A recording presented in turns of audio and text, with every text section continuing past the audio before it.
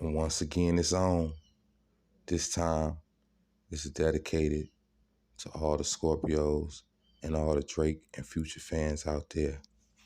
So, before I get started, um, first of all, Drake's birthday is October 24th.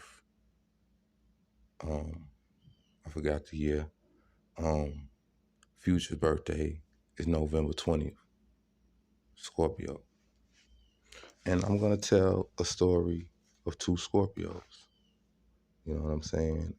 With two successful careers, with two similar but distant stories, because they show the light and dark side of Scorpio, the head and the tail of Scorpio, and the dynamics that Scorpios have with each other secretly amongst Scorpios. And we're going to show you exactly how basically the relationship with Future has brought out more of Drake Scorpio's dark side. You know what I'm saying? Because, early in his career, he'd just be an artist saying abstract things on his album titles and things like that. But through the introduction of Future, he's gotten to the level where he does the Scorpio album, different other OVO. Of course, as we know, October's very own is based off of a lot of Scorpio symbology and stuff like that. But so yeah, that's what I'm really trying to convey with this Tale of Two Scorpio series. And if you have any other input, I would like for you to please leave it in the comment section. Yeah, so the thing about it, by Future and Drake being so talented on their own and then able to combine that with collaborating with one another and making classics and hits after hits, it's just a testament to a Scorpio's genius, willingness to work with each other, the hard work ethic that both of them display, the sacrifices that they're willing to make to be successful, that a lot of people that are not Scorpios cannot match or cannot relate to. So it's a no-brainer why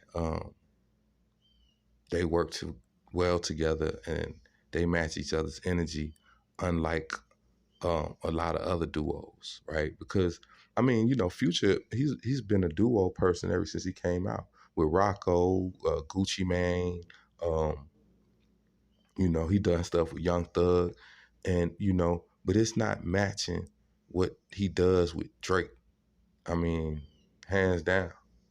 So it just goes to show you, like I said, the willingness for two Scorpios to work together to get a goal accomplished, and basically kill with success, which both of them have been doing separately as well as together. So, all I would like to say, kudos to two top-notch Scorpios that are able to put their egos aside and work together and make hits and make classics together, right? So that just goes to show, a Scorpio's willingness to put their ego to the side and join their fan base with another person's fan base when actually they actually still got the same exact fan base, right? And they both do the harmonizing, singing, excellent rappers, excellent writers. So that perfect match of two top-notch Scorpios at the peak of their game, doing something in unity together without no ego, um, without no drama, without no riffraff. It's just a testament to how Scorpios can come together and work and put down classical material that stands the test of time, above, heads and shoulders above the rest of a lot of the work that's out in that time, right? You know, and to be existing in the same time together, right? But we're gonna talk about Drake first, right? Because the thing with Drake, you know, he came under Lil Wayne, and and he just flourished, right? But the thing about Future, his work ethic, you know, outshines a lot of the people that he even worked with, as far as like Gucci Mane, like I said before, Rocco, um, you know, the only one who he hasn't been able to outshine in a collaborative effort would be arguably Drake, right? And we all know you put Drake on a feature, it's out of there, right? So you combine both of those together, they're the super group of the decade, you know. Even when you put Drake with Lil Wayne, you know, they got a good chemistry and everything, but the Future and Drake chemistry can be arguably be one of the strongest rap chemistries ever in the rap game. Statistically, numbers wise, chicks, whatever you want to say, right? So as we tell the story of two dominant Scorpios, I just want you to take this journey with me and enjoy it. As a fan, you know, leave your comments, like, subscribe, and just enjoy. You know what I'm saying? Because look, you got Miguel, Future, Drake. They are all Scorpios at the top of their game, doing what they do, right? And they have no ego to be around one another and collaborate and acknowledge each other's strengths and weaknesses, and things of that nature. And, you know, even to the point of Drake and Diddy, who are well-known, you know, undercover rivals when it comes to making money or when it comes to getting work done. They are more than willing to sit down at the table and work together and put out a project. But we haven't seen one yet, but it's possible, right? But like I said, we're about to talk about Drake and not only his success, but his whole career. $650 million. We know about his $220 million plane and his $150 million Toronto mansion, but he actually has a jewelry collection worth millions of dollars, including a Richard Mille that's worth $2.2 million by itself. He even wore this $1.9 million necklace from Frank Ocean's luxury company the other night. Drizzy's car collection is worth tens of millions of dollars, and even includes a $3 million Ferrari and a $2 million Bugatti. Drake also just bought a mansion in Los Angeles worth $85 million. He also has a $400,000 bed and once bought his neighbor's house after they complained about the noise. And if I complain about my subscribers, maybe we'll get to 7.1 million subs so I can redo my handshake with Shaq. Like I say, Scorpios are magnetic, alluring people that tend to gravitate towards winning and a personality. I'm going to show you a clip with Drake gambling with Lil Baby, and just how the words that he used to suggest. Just watch Baby, and see how Drake uses words to basically have power. Basically, you got Lil Baby and Drake right here gambling, and get in that. Get the in power the, of suggestion get is real. in the 10. Just check it out. Get in the 10. we should switch tables. Maybe we should switch tables. Maybe not, though. I see you guys saying put something on 0, but you know the key is I hate to direct the energy anywhere else than what we believe in. I always feel like, by the way, this is all luck, chance, and timing. So if you direct the energy somewhere else, it means you're nervous. I don't like to direct the energy away from what we believe in. 6. I don't know why I don't bet 6. It's a terrible idea. Let's see. Need to hit one.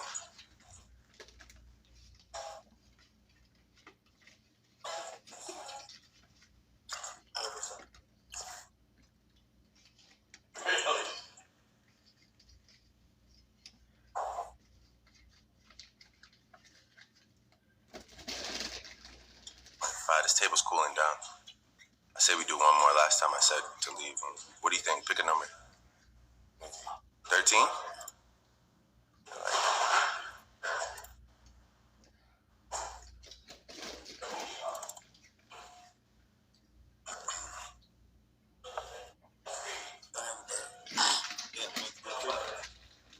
Not really. I try and stay away from that area. 25 again? Repeat 25? Something's coming. Something's coming. I never really bet 1, 2, 3. I used to bet 2.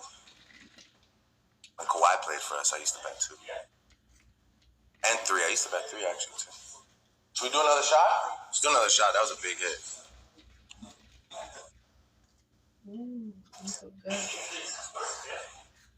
Another one. Get back. Yeah. There we go. Yes. Exactly. Did you just witness how Drake was able to call his point back to him? You know what I'm saying?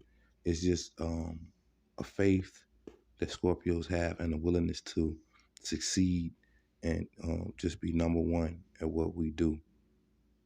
Wanted to be as important as Lil Wayne because I felt like nobody was ever going to be as big as Lil Wayne, like during like Lollipop times and obviously like Carter 3 times, and I just never seen rap be that. It just was it was like this bright flash bulb. Like I just never seen it look so massive and so big. And remember, like I'm on tour with the guy, so I'm at his shows and I'm watching everything. Like and by the way, I don't think that anybody like ever in music from now and before and in the future, I don't know if there'll ever be anybody that will work harder than that guy. So that was a big thing that I paid attention. And it's a constant, it's less of advice and more of a constant reminder, which I love him so much for saying this to me, is, he's always just like, man, please be yourself. Please don't ever try and be me or anybody else. The greatest right here. I love this woman more than... Is this autographed? It is. Is this for me? Actually, I think it says To Nardwar, does it? Oh, I don't know. I just thought, wow, this is amazing. Who is this right here? This is Pam Grier. This is Pam Grier, Coffee. Yeah, this is Coffee, and this right here, this woman, like, oh man, this is gonna sound so weird, but when I first discovered what masturbation was, I used to jerk off to Pam Grier. What's going on, man? It's your boy, DRAKE. That's me. You know how the story goes. You may know me as Aubrey Graham, actor, different things, mostly Degrassi. That's what people know me from. Last 2.5 years, been taking this music thing real serious, and now, it's my time, so I'm ready to go. What's going on, man? It's your boy, DRAKE. That's me. You know how the story goes. Shouting out Real City TV. You know what you're watching. I like doing both. I really do, but music is just more built from the ground up. Acting, there's so many factors. Like, you got to wait for the audition and the project to get a green light. There's so many other people involved. Music is like, when something good happens, you really feel accomplished because you built it. It's just you. Without you and the music, there's nothing. So, I kind of side with music. I tend to side. Acting. Yeah, I was definitely acting first. When I was like 14, and I'm turning 22 this year. I would say harder. Nothing's hard. It's just they're both challenging, but that's without that, you know, what do you have, right? When you tell yourself something is hard, this one is hard. And otherwise, you can rise to the occasion on anything. Yeah, well, in terms of the acting thing, I got some. I mean, I've just had some crazy week of auditions, so I don't know what's gonna happen with that. But I'm in the season premiere of the show called The Border. So I know it's on CBC. I don't even know when it's coming out. But the second season, the lady from CSI Miami is in it. It's a great show, man. I had a lot of fun. It was a lot better than I expected. It's a Canadian TV show, so it was crazy. I mean, it's a lot of days of filming in the water. So that's the acting thing. The music thing just caught me in a weird mood right now because people keep leaking my fucking songs. No, when I want to leak it, it goes smoothly. But you know, we had an interesting day today. But yeah, I mean, really, right now things are going well, man. I got, you know, I'm being mentored by Lil Wayne. I got him executive producing my album. You know, I got a remix out with him right now to the song, an R&B song I did called Brand New. I mean, I got the old members only shit on. Ransom, that's my team where I rep. You know what I'm saying? I don't really wear none of this other shit. I wear Ransom all day. Levi's, because that's what you got to do nowadays. You can't be sloppy. And, you know, I got the Vans. They're a little dirty because, you know, it's raining outside. You know, I got the Vans. Nobody really got those. I got some free stuff from Fly Society. I don't even know what I got yet, but I'm going to check it out in a minute. But, yeah, man, this is me right here. You know what I'm saying? Unmatched. So I really keep it simple. I don't really go too flashy or try and show out with none of the study. I don't really do what other people do. Like, I don't really wear, you know, the Ed Hardy or True Religion. I don't really do that stuff. You know what I'm saying? But not that I have anything against it. It's just not really me. All the colors and sparkles and shit. I just keep it real. You know, usually, I just keep it Ransom. Really, to be honest. You know, one of my closest friends, one of my brothers. We have a team called October Zone. It's me, 4040, Nico, and another dude named Oliver. Oliver is you know, he's one of the heads at Ransom, and then, you know, the head, the big boss man, Matt George. You know, we tight too. So we just sat down one day and I just said, you know what? I love the clothes so much, and the fall line that's coming out is crazy. And I was just like, you know, it's easy to me because I hate getting dressed, trying to figure out what I'm gonna wear. Sometimes you don't even want to think about that. So I just know I throw on the uniform. You know what I'm saying? This is the Levi's, the Ransom, whatever I want to do with the jacket. I got my glasses. That's like, you can't really get these. I think Hove got them though, but he doesn't. I don't know if he got the white ones. I got the white ones too, but that's the Crooks and Castles, Mosley Tribes collab, Castellanos. That's what they're called. So there were only like 6 in Canada. I think I bought 4 of them and then gave them out because I didn't want no one else to have them. But yeah. Other than that, man, like, you know, I'm just me. I'm just me. I don't really go around saying, all that shit. Escape you, and you'll be trying to get it back forever. So Feeling so lucky and blessed that the fear of losing it keeps you up at night. I don't want to be number 2. I think that would be a weird thing to sit here and say. Maybe I don't have to be the next Ye, or I don't have to be the next Wayne. I could just be the first Drake. I have to push it as far as I possibly can. If this person can do this, I can do this too. And I think a big thing that changed my music too was art support.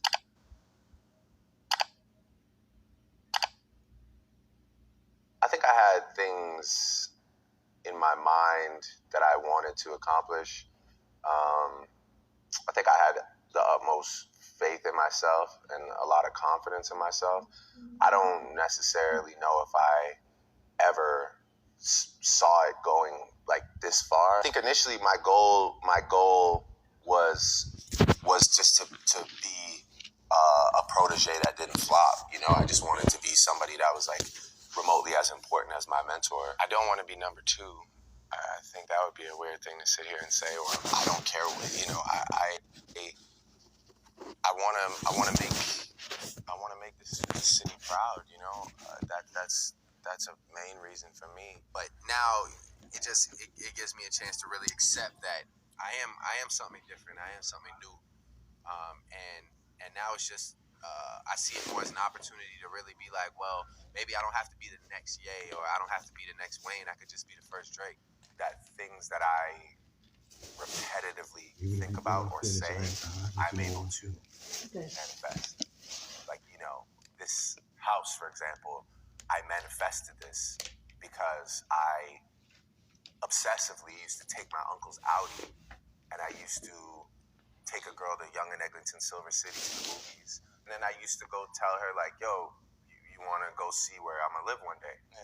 Because this is where I'm going to live one day. And my uncle had the Audi drop, and I used to drive these same 3 streets right here. That used to be my route right there. You know, out of all the things that people will say about me, I was never affected by the whole, like, you know, this is soft or this is emotional or whatever. Because I was just kind of like, I mean, I guess I just make music for like dusty guys and shit, but like that's just not really like what inspires me, you know? The realization that it's possible was extremely important.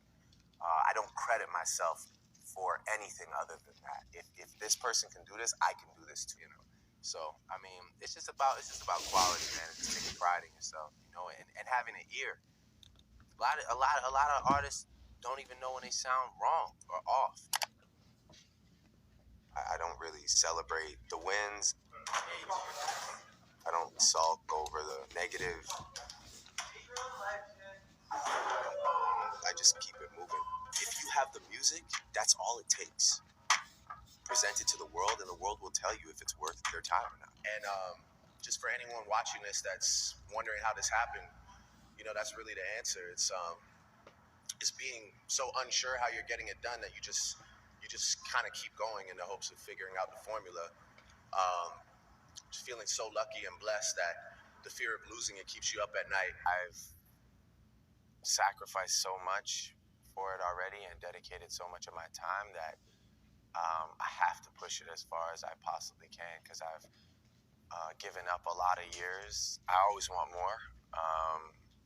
I'm, for some reason, like ready to go back and start working on new music. You know, it's everything I always wanted. It's what I work tirelessly for, relentlessly. You know, just constantly trying to, you know, create, stay refreshing, stay consistent. You know, learning the right amount of time to take off. You know, at the end of the day, I can't just keep doing the same thing over and over again, because one, you'll get used to it and then you'll be over it. And two, for me, it's like, you know, I want to try my hand at something. And I used to rap like Button back in the day, with the way I used to try and get like certain flows off. And then, you know, when I met Wayne, I realized that the goal was to like get bars off, but also have these catchy nuances that people can grasp onto. And I think a big thing that changed my music too was understanding the performance element. So to watch what records work on tour for Wayne, or to start doing my own shows and see, okay, like cool, you know, like I do love to make, you know, R&B music, slow music, melodic music, but like, man, it feels good to have one of those slappers. Like, it feels good to have people screaming those words back at you, and they start moshing and they start going crazy. And you know, again, your appetite starts to grow, and R&B music or songs like Best I Ever Had, you know, aren't enough to satisfy the palate. You want more. You know, you want to tap into different things. I think less than the dollar value, it's just more about the idea of growth and business mindset. It really had to spread from word of mouth. You know, it really, you know, it was still people playing the CD in their car, and it was that whole "who is this" moment, which is, by the way, the best moment for any artist in music. You know, don't today. Yeah, fresh. Don't ever not like just be present in your "who is this" moment, because you're going to be chasing that "who is this" moment for the rest of your career, trying to keep people as interested as they were when they felt like they were one of the only people listening to you. For all new artists, please be present in that moment, because it does escape you, and you'll be trying to get it back forever. So anybody that knows me knows that my strongest talent is writing.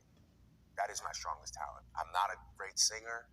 I'm a good performer. I've grown into a great performer. But my greatest talent is writing, you know, and that's why people ask me to write songs for them. That's why people like to get in the room and write with me.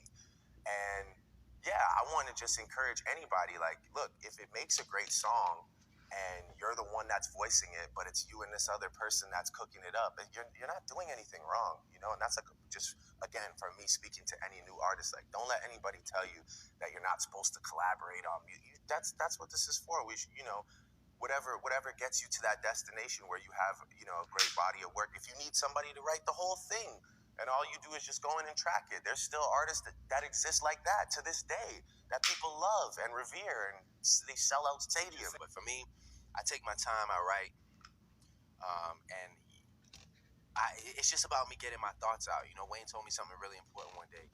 I told him, I said, how do you find those thoughts so quick? He said, it's not about making things up. You don't have to worry about making things up. If you're really writing from an honest perspective, your thoughts are in there. You just have to locate them. You know, I just take a little more time. I write on my BlackBerry and I go online to research things. Like if I need to, you know, I take my time. I'm not really one of those rappers that prides himself on like, oh, I did 50 songs tonight. You know, it's like I can do 2 verses, not finish the song and feel proud. I mean, to each their own. And, you know, you got to do what works for you. It's a creative process, man. That's what it's about. You know, it's an individual creative process. It shouldn't be about, there's no standard. Like, you don't have to not write to be a good rapper. So, I mean, as soon as you understand that and you get comfortable with yourself, like, I don't care. I'll pull my phone out in front of anybody and start writing and say, yo, I got to go and check this website or do, I don't, you know, like, because I know that when I come with that verse, you're going to be like, oh, okay, that's why it took, you know, 2 hours and you had to, you know, you needed the wireless internet hooked up. Oh, that's why. All these guys, man, Like I'm saying with Drake, you got to go to New York. you know, we got 2 different type of Scorpios. You know, with Future, he's a little more dark, a little more street. His situation, you know, is dealing with the realities and the pains of life, you know, and rapping reality. You know what I'm saying? Which a majority of Atlanta rap is based off of, like I said before in my video about the history of self-snitching. But here we go with Drake, right? When he linked up with Future, he started getting in touch with his dark Scorpio side and doing albums like Scorpio and, you know, different things like that and getting in touch with his darker Scorpio side, you know. Because like I said, you know, he's in the beginning of Scorpio, October 24th, and Future is November 20th. He's closer to the end of Scorpio, and they have 2 different dynamics. But when Drake embraces his darker Scorpio side, he still makes solid, good music, even when he gets like angry or whatever like that, because that's just how Scorpios get down. Like as you can see from his album covers, they are much lighter, lighter themes, lighter tone. Um, you know, they have like "Thank Me Later," "Take Care," "It Was Never the Same," or something like that. If you're reading this, it's too late. And then you have the Scorpio album down there. It's the darkest album. And they have other albums on there that I wasn't able to show you. But, you know, and then the Views from the Six, but they're more like abstract type of lighter theme artwork. But when it comes around to Future, he's always embraced his inner Scorpio from day one, right? When you look at things like when he first came out versus when Drake first came out, right? Future's #1 major project was Pluto. And as we all know from Scorpio mythology, Pluto is a Scorpio planet. I'll probably have another video and we could break down the whole science about Pluto and Scorpio and things of that nature. But I'm just showing you the contrast of a Drake and a Scorpio.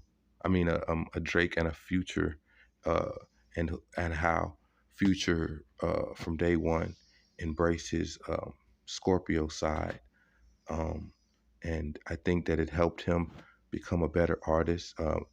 It furthered his career. It created a cult following for him, um, and the music that he makes is very Scorpio mood music. Not saying that Drake doesn't, because he makes very melodic, um, you know, Scorpio mood type of music. But with Future, it's a little darker, right? Because he has that street element, um, you know, money, hoes, clothes, violence, right? Um, Kirkwood, Zone 6, Atlanta, you know what I'm saying? It's a little more gritty, right? So with Future, I would want to say like he's the epitome uh poster child for a Scorpio, right? Traditional um minded type of Scorpio, right? Like I said, if you could notice all his titles um from his early career all had something to do with Pluto. Um, that's where he get the astronaut status and all that from, going back and forth to Pluto, right? You see Pluto is behind him, right? Um, so Future had been drawing from that energy very early in his career. And I think he knows good and well, what he's doing, even to the point of later on, um, after Future Hendrix, where he does the Wizard, right?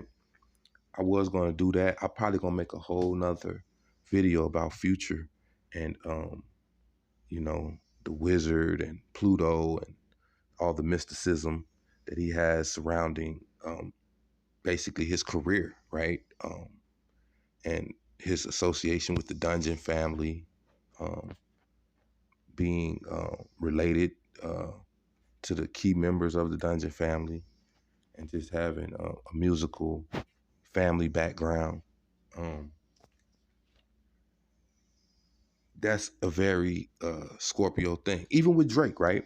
Drake's father or uncle, I'm pretty sure his father is whoever his father is, but his father's brother, his uncle, is a well-known guitarist that used to play for Prince, right?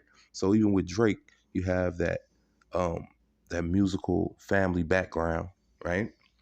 And that's what I find a common theme with a lot of Scorpios, right? If they're doing something, whether it's like technology, music, sports, it's usually something that already resonates with us or that runs in our blood that we basically were born to do, and we just do it naturally, right?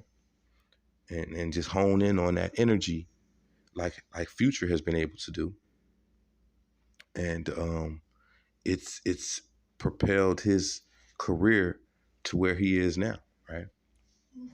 So it's just to all you Scorpios out there, it's a good thing to embrace your inner Scorpio and find out what you just naturally good at. What just run through your uh, veins and just do it, right?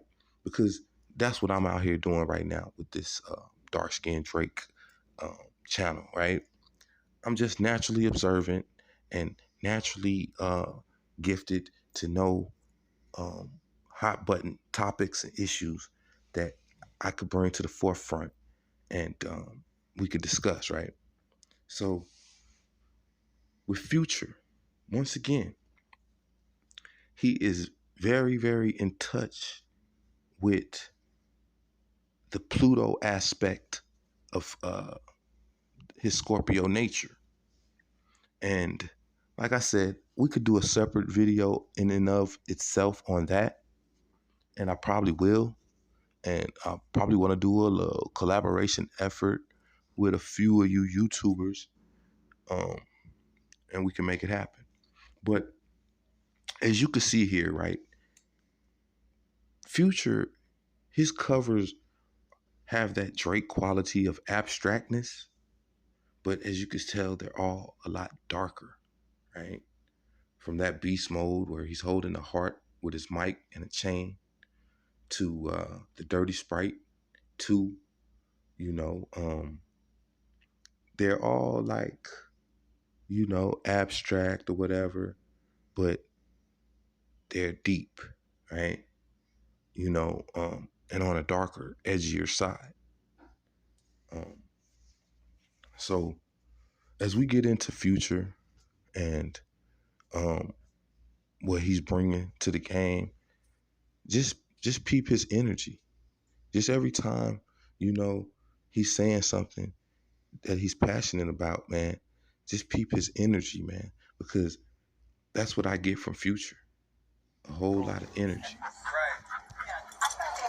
Look at that nigga, I see him.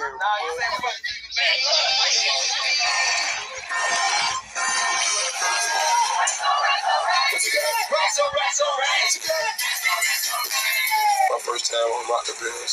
You know what I'm saying? Really my first time performing. I had after parties and parties for like the BET weekend, but I never really got a chance to perform. And I look out in the crowd and I see it and I be like, man, it amazes me all the time just to see the different ethnic backgrounds and just for them to be a part of this whole free band game movement, because I know what it means to me, and for them to rep it and just be singing it word for word, I feel like, man, I gotta start. I know I can go with it. At the same damn time, at the same damn time, pumping through the pumping more. At the same damn time, pumping so you love it, love. At the same damn time, pumping through with the same noise.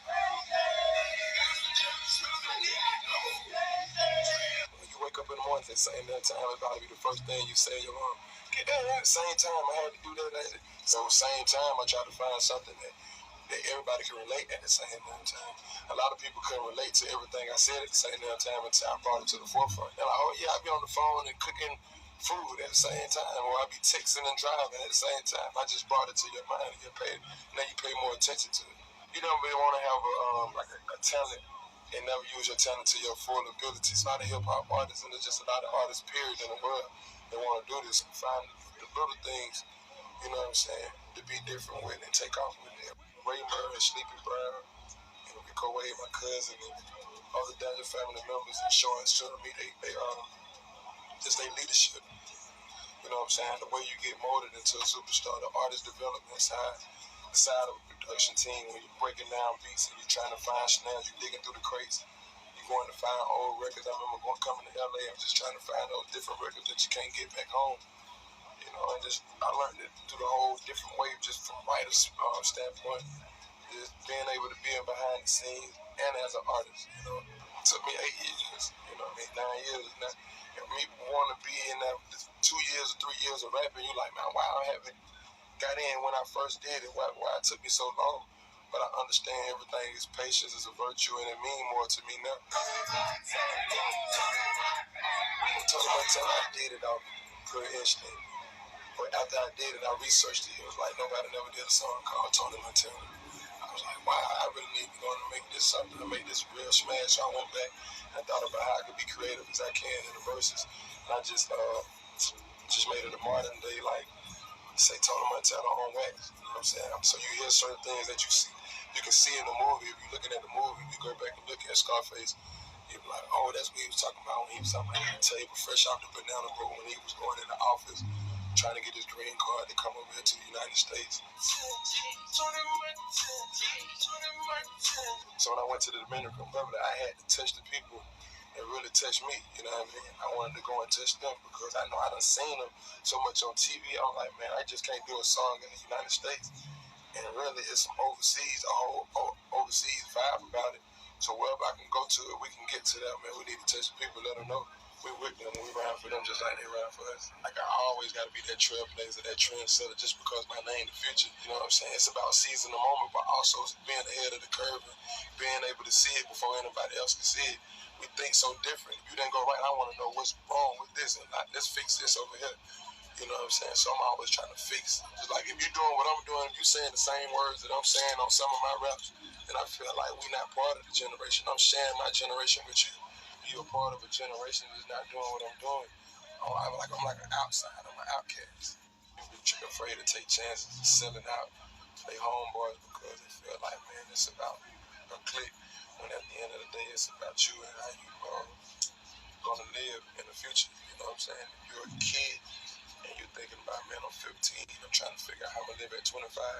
You gotta make the proper steps, the necessary steps that's gonna carry you in that direction. It's not gonna hinder you from getting there any faster than you was gonna get there. You know what I'm saying? Just taking the right steps in the right direction and being around the people that want to see you take those steps in the right direction and not trying to hinder you and hold you back. Every time you do something good, they try to name 5 things why it was bad. Always giving pros and cons.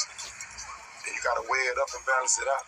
And if it don't balance out, then you gotta move on. You ain't nothing on no ice. If I want rapping, I be trapping, selling dope, still put on ice. Got my powder mask on, fucking your bitch. Free push ice, flipping Gucci on my hoes, splashing Gucci on my wife. Niggas getting their nose pipe. I'm in the club with 2 pipes. I've been taking drugs, looking like a plug high as a kite. They gon' charge a nigga for manslaughter just for how I be dressed. Had to fuck this nigga bitch. Owe me money, thank you for this. My tone is the saddest shit ever. Thank you for sitting down. Appreciate you. You've been doing a lot of interviews recently after not really doing many interviews for most of 2018. What was the past year like for you? The past year was just cool, just chilling, relaxing. You know, just still in the studio every day, working. Let's talk about The Wizard. Where does that name come from? He come from OGD, rest in peace. He was calling me the Wizard. Your uncle. Yeah.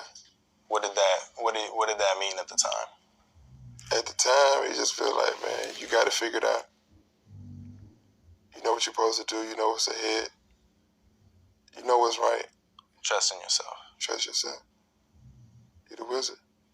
Why did you feel like now was the right time to introduce that persona? It's probably one of those personas that resonate towards me. I mean, just like, it defined me in a lot of ways. And also just him passing, and it was just like me continuing his legacy of just even me believing in him and like, damn, like, you really seen the vision, you really had the vision for this. So just going back, but also just me taking what's already there and just critiquing it and just close the chapter out of everything I've done so far up until now. Some of your most successful music has come from a dark place. Do you think fans expect you to always go through that pain? Yeah, fans, they expect me to always have a certain pain in my music.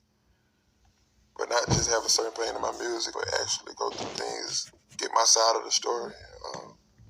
It's crazy, but it's true. Does that ever feel like a burden?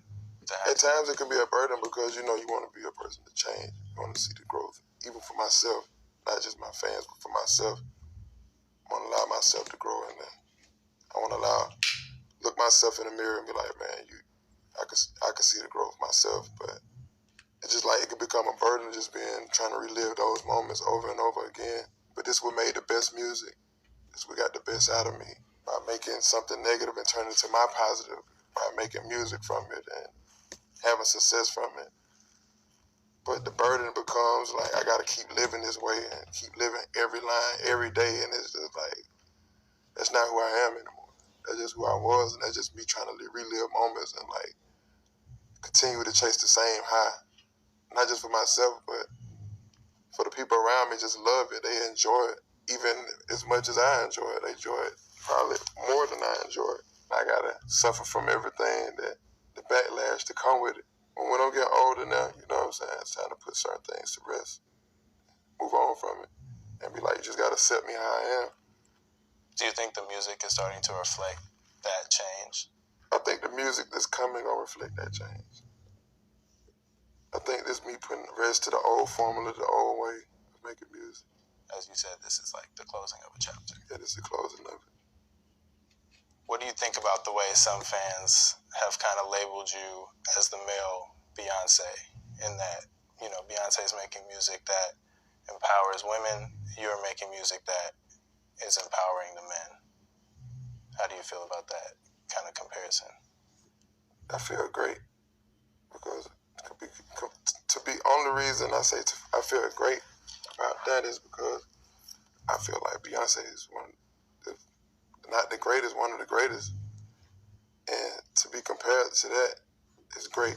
But also just I want to be able to use my voice for a lot of good in men and not just the bad. Not when you're just going through a breakup or just want to have a party lifestyle. You just want to party. I'm speaking for the men that's going through something, just want to party. I want to speak for the men that's in relationships. I want to speak for men that's in love. I want to speak for men that have found true love. I want to speak for men that went through something but also felt like they wasn't going to become the person that they are, and they listened to Future and they became a better person. I don't want to make your wrongs right anymore. I want to shed light on the right that's in right. You know what I'm saying? And I just want to be that voice, just how her voice is, and someone that's like powering women. I want to empower men with that same power, but also in the right way. Are your kids at an age now where they can really listen to your music and understand your lyrics? They're not at an age they can understand it. They have to go through certain things in their life to understand it, because they still gonna look at me as their dad, and there's certain things that I don't just open up to my kids about, or it's certain things I don't even allow them to see. Do you think at some point you'll have to sit them down and kind of explain, like, this is what I said here, but really this? Yeah, I feel like I do have to sit them down and understand the music, where I was at that time, you know what I'm saying? Just explaining every moment of my life, from why I said, what I did, what I did. Like, why it was like unconscious of me to do certain kind of records. Well, why it was unconscious of me to say certain tweets and certain things that I put out there to the masses, and so it'll come a time, and I think it's something that needs to be said. On the one hand, it's like the best diary that you could ever leave for your children, and that'll last forever. But on the other hand, there's that very, personal stuff that you were going through. Right. Your longtime engineer, Seth Firkins, passed away this last September. Can you talk a little bit about what he meant for your music and for your life? He meant everything to music, and he meant everything to my life. He was my brother, friend, somebody I could talk to about anything. And just him passing played a tremendous effect on of just me, personal. It was his dream just as much as mine. At this point, it felt like that was my partner. So to lose my partner still is a big deal for me. Something I haven't got over.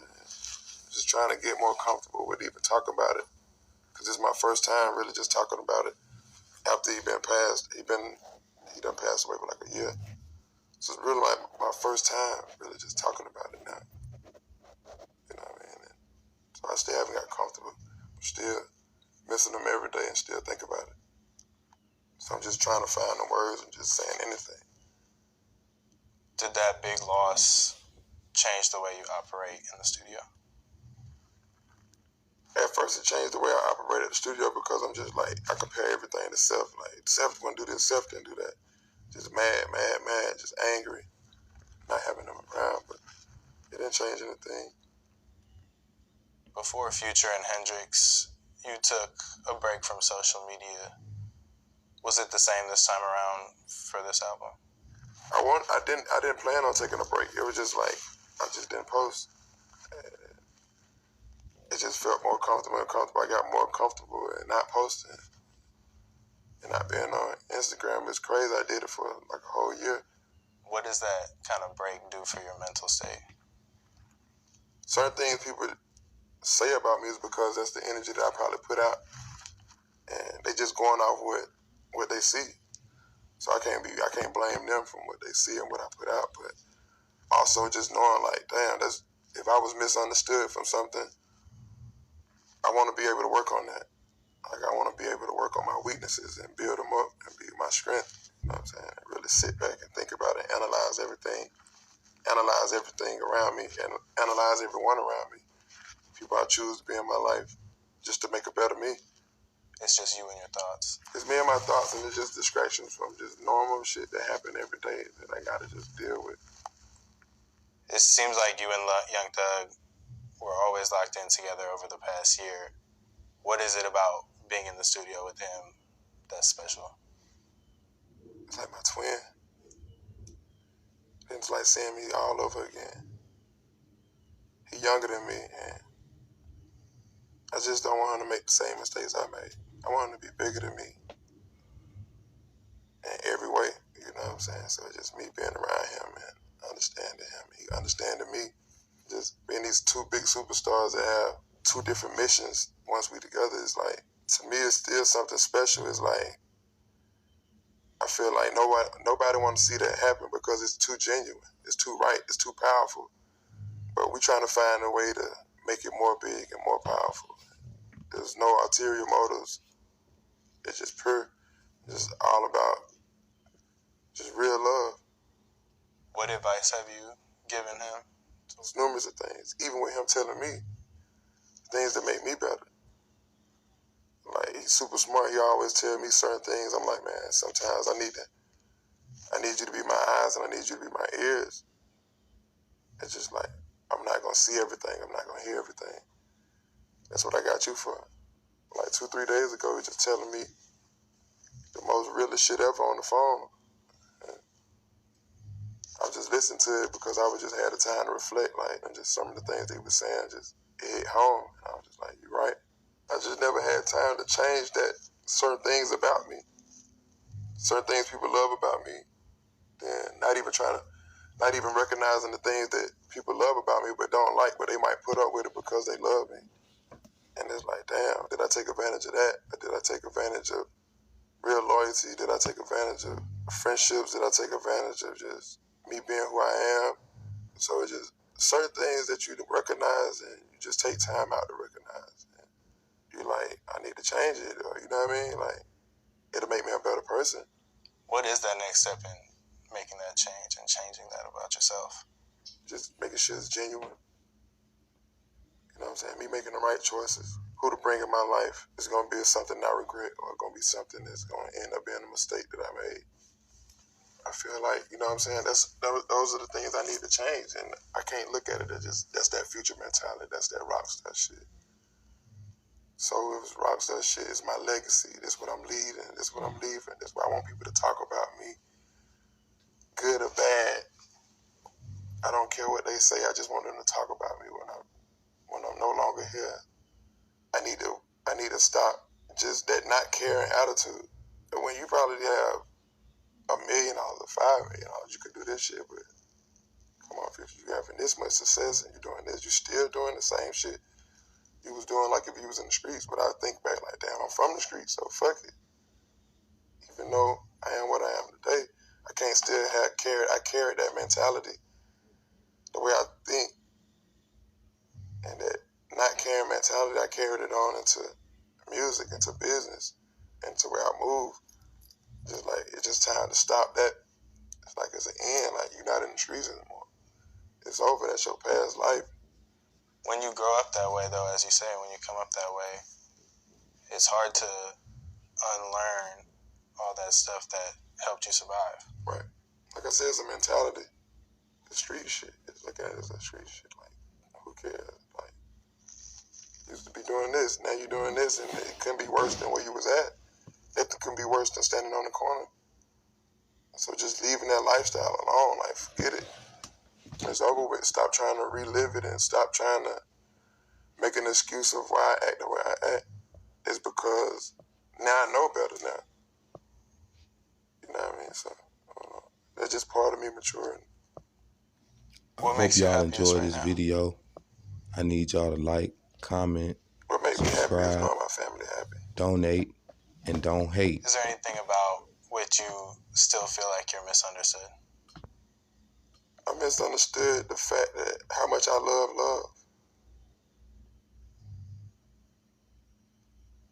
I love the thought of finding real love. I love the thought of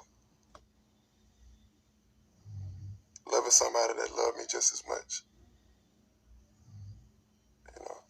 Do you feel any closer to finding that for yourself? It ain't about feeling closer to it because, you know, you just want it to happen because the level of love that I want unconditional. I die for you, love. I die for you, die for me type of love. I ride for you, ride for me, love. Not ride when it's good, only when it's beneficial. Ride when it's tough. When you find it, it'll come when it comes. It's just like you don't search for it. I feel like true love just happened. It just come from nowhere, like blindside you.